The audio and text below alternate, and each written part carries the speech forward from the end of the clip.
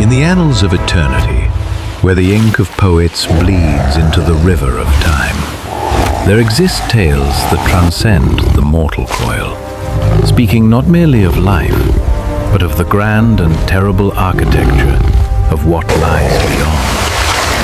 Of these, few resonate with such chthonic power as the chronicle of the Florentine, Dante, a man who, adrift in the middle of his life's great journey, found himself lost to the path of righteousness. His tale is but one part of a divine triptych, a sacred play known in the tongues of men as Divina Commedia, the Divine Comedy. It is a saga spun in 3 grand acts, a descent into the fathomless abyss of hell, an arduous climb upon the mountain of purgation, and a final, blinding ascent into the celestial spheres of paradise. This is the story of the first act, the Inferno.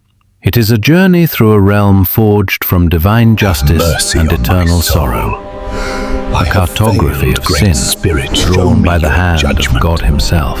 We, as watchers beyond the veil, shall walk in Dante's shadow, with the shade of the great poet Virgil as our guide. We shall witness the social tapestry of a bygone age, the Middle Ages, where faith was the bedrock of existence, and damnation a palpable, ever-present threat. And we shall see, woven into this Christian cosmology, the golden threads of elder myths, the gods and monsters of Greece and Rome, resurrected from their pagan slumber to serve a new, terrible purpose. Hark, for the tale was etched in the 14th century, and its language can be a fortress to the modern mind.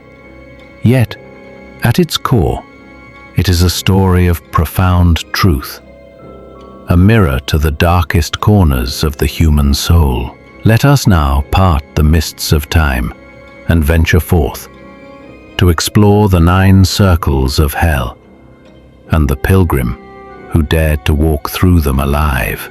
The gloom of the untold path. The saga commences in the year of our Lord 1300, on the eve of Good Friday, a time of somber reflection. Dante, the poet, the statesman, the exile of Florence, awoke. No memory served him of how he had come to this primeval gloom. The trees were gnarled and ancient, their branches interlocking like the skeletal fingers of forgotten titans, blotting out the heavens. The air was thick with a silence that was not peace, but an unnerving emptiness, a void where hope itself seemed to have died. This forest was no mere collection of trees. It was the physical manifestation of his own spiritual crisis, a labyrinth of doubt and fear. He wandered lost and despairing until his eyes caught a distant glimmer. Beyond the oppressive canopy, a mountain rose, its noble peak bathed in the golden light of the rising sun, a symbol of salvation, a promise of divine grace. Hope, a fragile ember rekindled in his breast. This, he thought, must be the way out of the suffocating darkness. With newfound resolve, he began the arduous ascent. But the path to righteousness is never without its trials. As he climbed, his way was barred by 3 terrible beasts, each an allegory for the sins that ensnare mankind. First a live and spotted leopard, the very image of lust and fraud, all supple grace and hidden malice. It danced before him, blocking his every move. Then from the shadows emerged a great lion, its roar a thunderclap that shook the very air. Its head was held high with pride, its eyes burned with a furious hunger, the embodiment of pride and violence. Dante, filled with terror, took a step back, only to be met by the third and most fearsome creature, a she-wolf. She was gaunt, emaciated, yet her eyes blazed with an insatiable, ravenous craving. Every kind of greed and avarice seemed to fester within her lean frame, and the air of hopeless desire she exuded was so potent it drove Dante back in despair.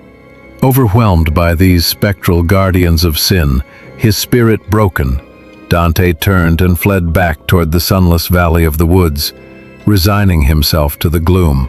It was in this moment of utter surrender that a figure appeared before him, faint and ethereal, as if formed from the very mist of the forest. "Have pity on me," Dante cried out. "Whatever you are, shade or living man." Reach the sunlit peak, Dante must take another road. Virgil had been sent on a divine errand, dispatched by the spirit of Beatrice, Dante's own lost love, who now resided in paradise. She had descended to Virgil's home in the antechamber of hell and implored him to guide her beloved Dante to safety. Virgil's charge was to lead Dante on a pilgrimage through the three realms of the afterlife. First, they must journey through the heart of damnation, through hell itself. Only then could they climb the mountain of Purgatory, and from there ascend to the celestial bliss of heaven. Though terrified by the prospect of such a journey, Dante placed his trust in the sage guide. Virgil was a beacon of reason and classical wisdom, a steady hand to lead him through the encroaching darkness. And so, with Virgil as his protector, Dante turned his back on the forest and followed the ancient poet toward a chasm in the earth, a gateway to the eternal city of woe, the gates and the vestibule of the uncommitted. Together they approached a great gate, and inscribed above it in dusky, forbidding letters were words that froze the very soul.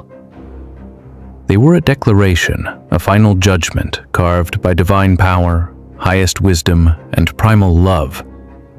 Through me the way to the city of woe, through me the way to eternal pain, through me the way among the lost people. Abandon all hope, ye who enter here. Reading these words, Dante felt his courage falter. But Virgil, ever the calm guide, took his hand and led him through the threshold. The moment they stepped across, the world transformed. This was not yet hell proper, but its vestibule, an antechamber for souls unworthy of even a place in damnation. The sky was starless, a pitch-black canvas, and the air, thick and foul, was filled not with silence, but with a cacophony of torment. Strange tongues, horrible cries, words of pain, accents of anger, voices loud and hoarse, and the sound of hands slapping against flesh in a ceaseless, horrifying rhythm. Dante wept at the sound. Before him, a sight of frantic, pointless motion. A great, unmarked banner whirled. Their punishment, their contrapasso, was a twisted reflection of their lives. Because they had never followed a banner in life, never committed to a cause, a king, or a god, they were cursed to chase this meaningless, unattainable flag for all eternity. As they ran, they were relentlessly stung by swarms of wasps and hornets, symbols of their own stinging, guilty consciences. The blood from their wounds mingled with their tears.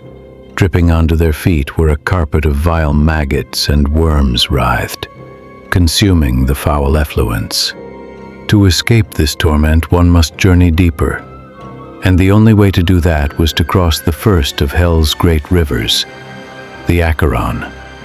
When they reached its bleak and sorrowful bank, they saw a multitude of wretched souls, crowded and wailing, waiting for passage. From across the murky water, an ancient, terrifying figure approached in a skiff.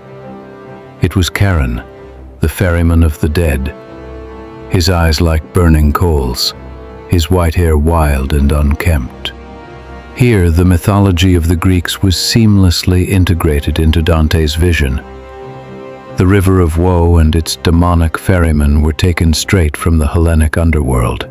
Charon roared at the souls, and then, spying the two living figures, bellowed at Dante, warning him to depart from the dead.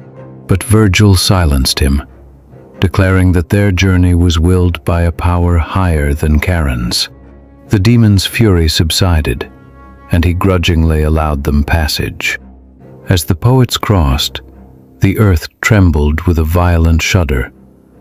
A crimson light flashed through the gloom, and Dante, overwhelmed by the sheer terror of the place, collapsed into a faint.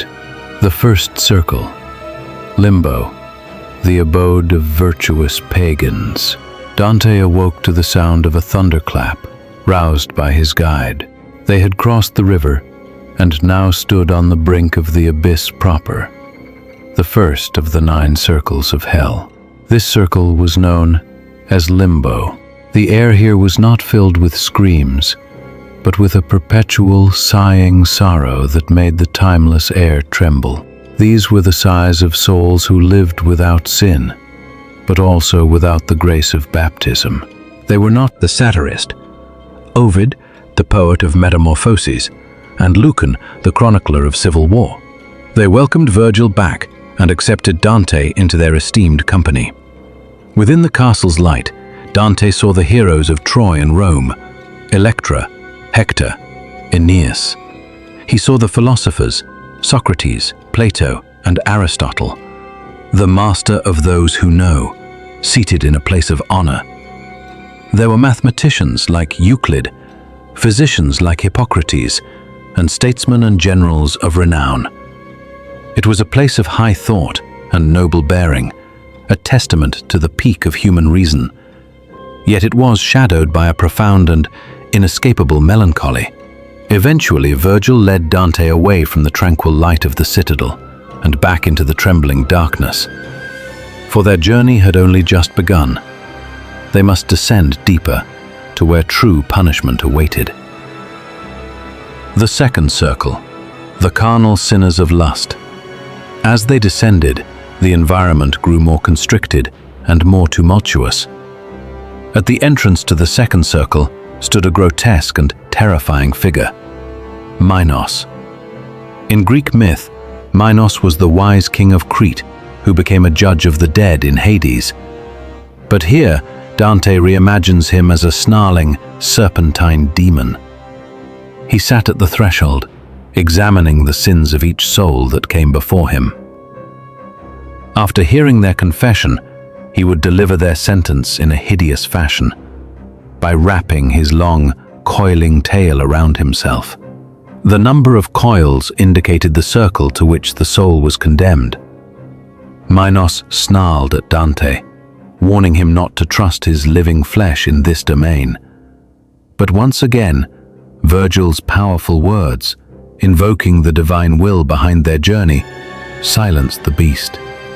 They passed him and entered the second circle. Here there was no light at all, only a place mute of all light, which bellowed like the sea in a tempest. A ceaseless infernal hurricane raged, a symbol of the untamed passions to which these sinners had succumbed in life. Caught in this violent, omnidirectional wind were the souls of the lustful. They were swept up, spun, and dashed against one another and against and her lover, Paolo Malatesta. Francesca told their tragic story, how they were reading a book about Lancelot and Guinevere, and how one kiss, prompted by the tale, had sealed their doom. They were discovered by Francesca's husband, who was also Paolo's brother, and he murdered them both. As Francesca spoke, Paolo wept beside her, and Dante, so overcome with pity and grief at their tale, fainted once more, falling as a dead body falls. The third circle, the mire of the gluttonous. Upon regaining consciousness, Dante found himself in the third circle. The atmosphere here was one of perpetual, foul decay. A cold, heavy, and eternal rain fell, not of water, but of filthy, stinking slush and hail. The ground was a putrid, vile mud that gave off a ghastly stench. Wallowing in this mire, like worms, were the souls of the gluttonous. In life, their insatiable appetites had reduced them to little more than consuming creatures. In death, they were reduced to gelatinous, helpless masses, unable to even stand, forever mired in filth. Guarding them and adding to their torment was Cerberus, the three-headed hound of Hades. Here he was a monstrous, greasy beast, his three throats barking like a dog's, his eyes red, his claws tearing and flaying the spirits as they lay screaming in the mud. For their obsession with the comforts of food and drink, they were now subjected to an eternity of base physical discomfort and degradation. Virgil, with a simple and disdainful gesture, pacified the beast by throwing handfuls of the filthy earth into its three ravenous gullets.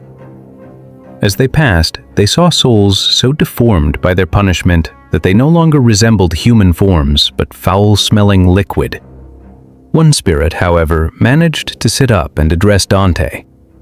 He did not recognize the shade, but the soul, whose name was Ciacco, or the Hog, recognized him from their shared home of Florence. Ciacco, in a moment of clarity, delivered the first of many political prophecies that Dante would receive on his journey. He foretold the coming civil strife within Florence, the expulsion of Dante's own political party, aided by the papacy in Rome. After delivering his grim prediction, Ciacco's eyes rolled back in his head, and he fell back into the putrid mud, once more a blind and tormented soul. The fourth circle, the eternal clash of greed.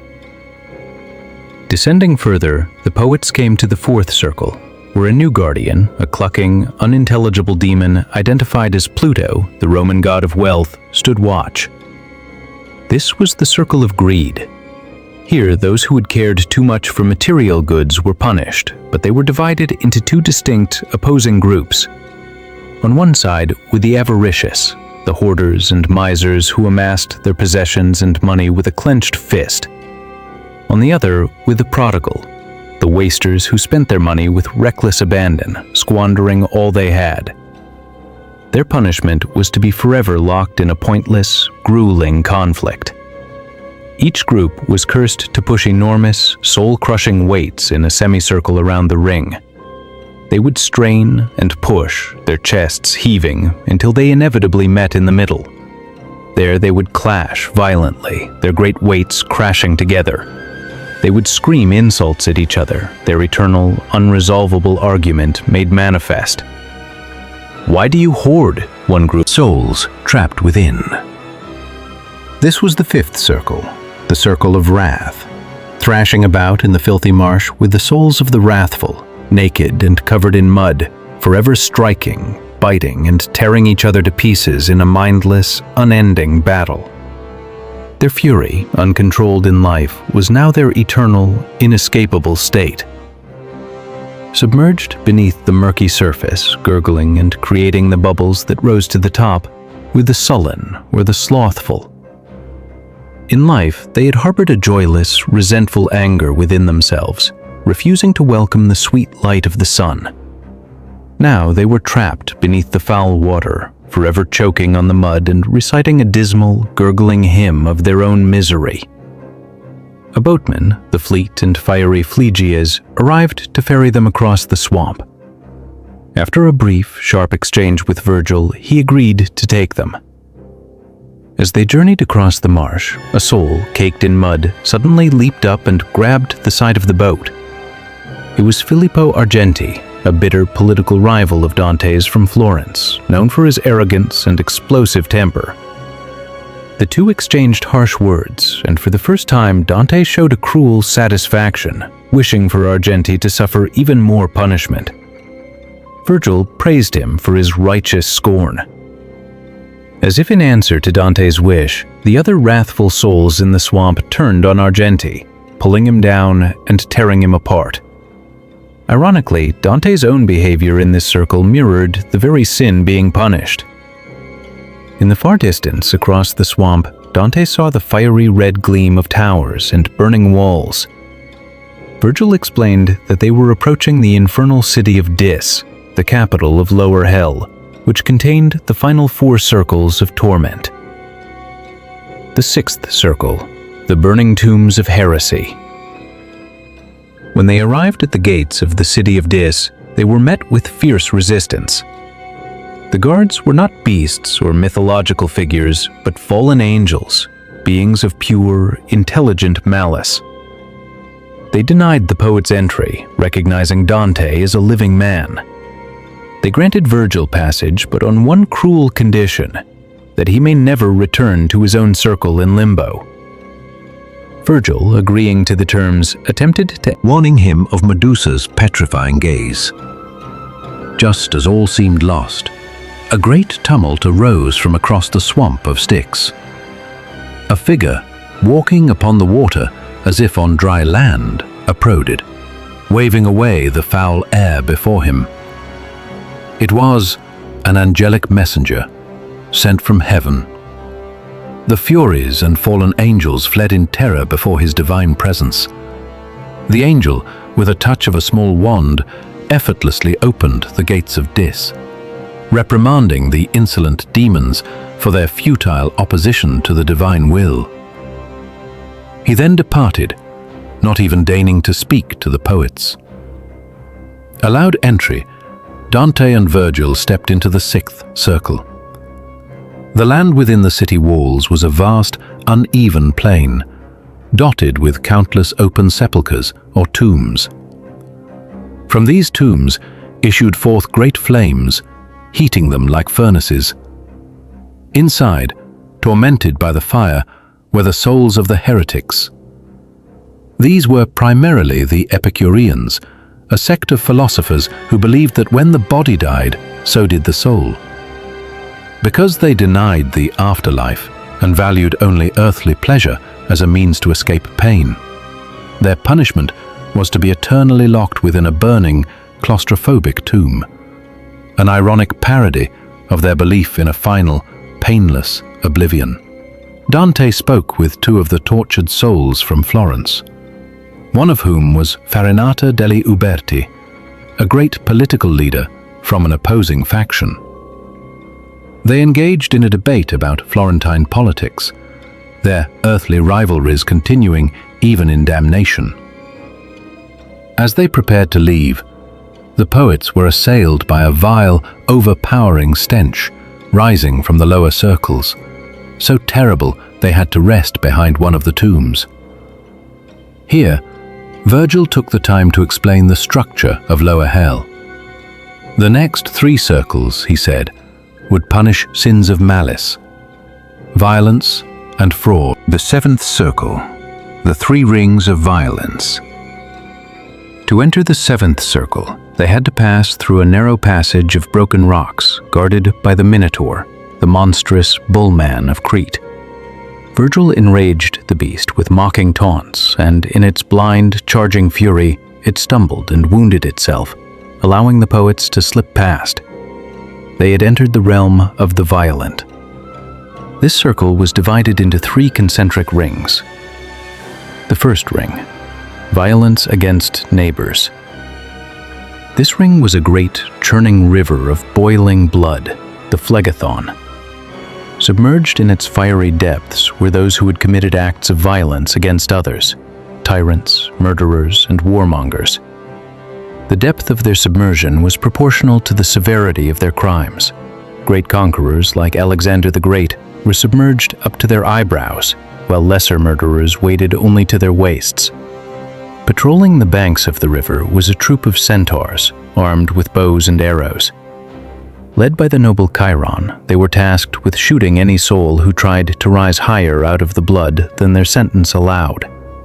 After a tense negotiation, Chiron appointed the centaur Nessus to guide the poets to a shallow ford and carry Dante across on his back.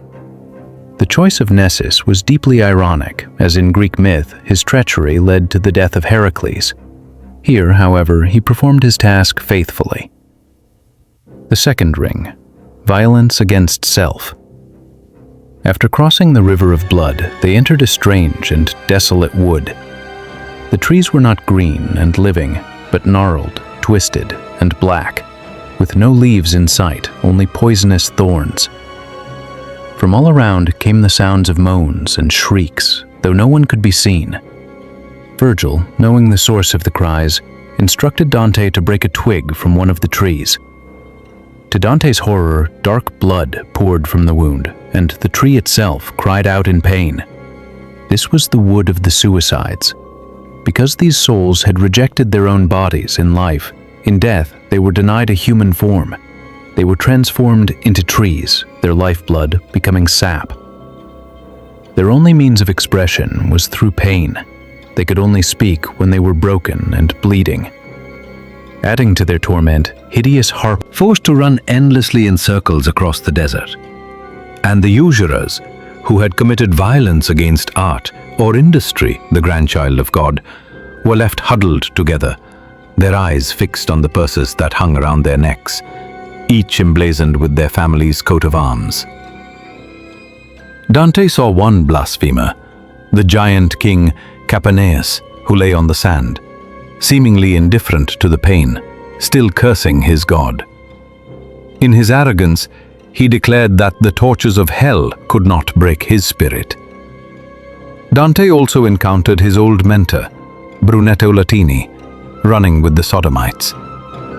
Their meeting was a moment of poignant sadness and respect, a stark contrast to the surrounding horror.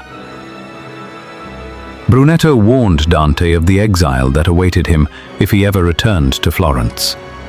The eighth circle, the 10 ditches of fraud, Malebolge. At the edge of the 7th circle was a great cliff with a roaring waterfall plunging into the abyss below. To descend, Virgil performed a strange ritual, throwing a corded belt that Dante wore over the edge. In response, a bizarre and monstrous shape rose from the depths. It was Geryon, the very embodiment of fraud. He had the face of an honest man, kind and reassuring, but his body was a grotesque amalgamation of a reptile and a beast, with furry paws and a long scorpion-like tail, armed with a venomous stinger. His form was a perfect visual representation of the sin punished below. A pleasant, trustworthy appearance masking a cold-blooded, monstrous nature. Virgil instructed Dante to mount the creature's back, sitting behind him to protect him from the stinger. Geryon then flew them down the great abyss in a slow, terrifying spiral, finally depositing them at the bottom, in the 8th circle of hell, known as Malebolge, or the Evil Ditches. This circle was a massive, funnel-shaped stone amphitheater, divided into 10 deep, narrow, concentric ditches or trenches. A series of stone bridges, like spokes on a wheel, crossed the ditches, allowing passage. Each ditch punished a different type of simple fraud committed against those with whom one has no special bond of trust. Ditch 1. Panderers and seducers. These sinners, who had treated others as objects to be bought and sold for their own gain, were now treated as commodities themselves. They were forced to walk in 2 long lines, moving in opposite directions, while horned demons, like demonic slave drivers, whipped them mercilessly to keep them moving. Dante recognized Venedico Cacionemico, who sold his own sister to a nobleman, and the great Greek hero Jason, condemned for seducing and abandoning Medea and Hypsipyle. Ditch 2. Flatterers. These souls, whose words in life were full of filth and falsehood, were now immersed in a river of human excrement. Their punishment was a literal representation of the foulness they had produced. They writhed and howled, forever covered in the physical manifestation of their corrupt language. Ditch 3. Simoniacs. This ditch punished those who bought or sold ecclesiastical offices or favors. The term comes from Simon Magus, who tried to buy the power of the Holy Spirit from St. Peter. Their punishment was an inverted baptism. They were placed headfirst into round holes in the rock, with only their feet and legs sticking out. The soles of their feet were then burned by oily flames. Dante saw one pair of feet squirming more than the others and learned it was Pope Nicholas III. He explained that as each new corrupt pope dies, he takes his place at the top of the hole, pushing his predecessor further down into the rock. Ditch 4. sorcerers, astrologers, and false prophets. These sinners, who had tried to see into the future, a power belonging only to God, were now punished by having their heads twisted completely backward on their necks. As they walked slowly forward, their tears ran down their backs. Their vision was forever fixed on what lay behind them. A perfect perversion of their forbidden forward hid a torturous weight, symbolizing the deceitful gap between their outward appearance of holiness and their inner reality of sin. Ditch 7. Thieves. This ditch was a pit full of writhing, monstrous reptiles, snakes and lizards of every horrific kind. The naked souls of thieves ran through this pit in terror, their hands bound behind their backs by serpents. When a snake bit a sinner, the soul would burst into flames, turn to ash, and then painfully resurrect like a profane phoenix. Dante witnessed an even more disturbing process. A six-legged serpent bit a man, and the two began to merge and mutate, their forms blending until they had transformed into a single, monstrous creature. Another snake bit a soul, and the two swapped places, the man becoming a snake and the snake becoming a man. In life, they had stolen the substance of others. In death, their very identities and forms were perpetually stolen from them. Dante met the thief Vanni Fucci, who delivered a dark prophecy and then cursed God, for which he was immediately attacked by snakes. Ditch 8. Fraudulent counselors. Here, those who used their intelligence and position to advise others to engage in fraud were punished. They were not visible, but each soul was encased within its own tongue-like flame. Within one great twin-tongued flame, Dante found the Greek heroes Odysseus and Diomedes, held accountable for their deceitful stratagems during the Trojan War, most notably the idea of the Trojan horse. Ditch 9. Showers of discord. This was perhaps the most grotesquely violent of all the ditches. Those who, in life, sought to tear apart what God had meant to be united, be it family, religion, or politics, were now physically torn apart themselves. A great demon stood at one point in the circle, wielding a massive, blood-stained sword. As each sinner passed, the demon would hack them apart according to the nature of their sin. They would then drag their mutilated bodies around the ditch, their wounds slowly healing, only to be whole again by the time they reached the demon, who would tear them apart once more. Dante saw bodies split in two, decapitated, and with their entrails dragging, stood before a giant well, the entrance to the final and deepest circle of hell. Around the rim of the well stood giants from biblical and mythological lore, frozen from the waist down in the rock. Dante saw Nimrod, who built the Tower of Babel and now babbles incomprehensible words. He saw Ephialtes, who rebelled against the Olympian gods. One giant, Antaeus, was not in chains, and it was he who, at Virgil's request, took both poets in the palm of his hand and gently lowered them down to the final, frozen floor of the universe. This was the ninth circle, the circle of treachery. Unlike the fiery pits above, this realm was a vast, frozen lake of ice known as Cocytus. The cold here was not a mere absence of heat, but a positive, malevolent force, the very antithesis of God's love and warmth. Here were punished those who had committed fraud against those with whom they shared a special bond of trust. The sinners, known as the betrayers, were trapped in the ice itself, their punishment varying based on the nature of their betrayal. The lake was divided into 4 regions. Region 1, Caina. Named for the biblical Cain, who killed his brother, this area housed those who betrayed their own family.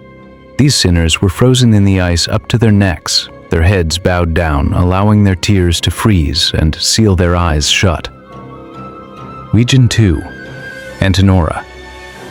Named for the Trojan soldier Antenor, who was believed to have betrayed his city to the Greeks, this area punished those who betrayed their country, party, or community. They were frozen in a similar way, but could not move their necks. Here, Dante accidentally kicked one of the heads and entered into a brutal exchange with the traitor Bocca degli Abati, who had betrayed Florence in battle. Region 3. Ptolemaea. Named for Ptolemy, who murdered his father-in-law at a banquet, this region was for those who betrayed their guests. These souls lay supine in the ice with only their faces exposed. Their tears froze as they fell, creating a crystal visor over their eyes, denying them even the comfort of weeping. Dante learned a horrifying fact here. When a soul commits this sin, it falls into Ptolemaea immediately, long before the Down was Satan, also known as Lucifer or Dis. He was condemned for the ultimate act of treachery, his rebellion against God, his creator. Dante struggled to comprehend his sheer scale. What he had once thought were towers were in fact Lucifer's giant limbs. He was once the fairest of all angels, but now he was the most hideous of all creatures. He had 3 faces on one head.